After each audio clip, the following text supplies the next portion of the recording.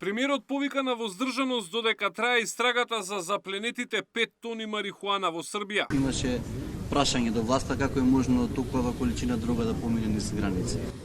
А од каде знаеме дека поминало од Македонија? Така тие тврдат. Па да се воздржиме од било какви тврдења. Имате некакви информации за тоа?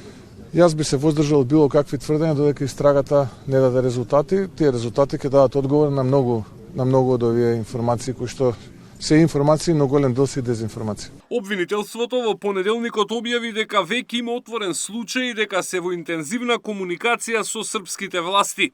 Извори на Сител откриваат дека своја интерна истрага води и царината. Според информациите, таму детално се проверува целата документација од последниот период. Опозицијата и денеска повика на одговорност. Според нив скандалот водел до врвот на власта. Ваков криминал не може да се случи без поддршка, логистика и заштита од луѓе на високи позиции во власта.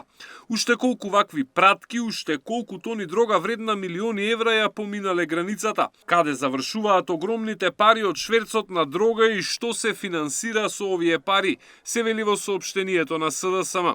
Српската полиција минатата недела објави дека запленила 5 тони марихуана во магазин во српскиот град Крушевац, при што приведени се 4 лица, а по едно се трага со меѓународна потерница. Српското обвинителство, повикувајќи се на првичните сознанија добиени од пресретнатата комуникација, објави дека најверојатно дрогата била набавена во Македонија, а потоа префрлена во Србија, но детали нема бидејќи во текот на истрагата осомничените се бранеле со молчење. Александар Спасовски, Сител телевизија.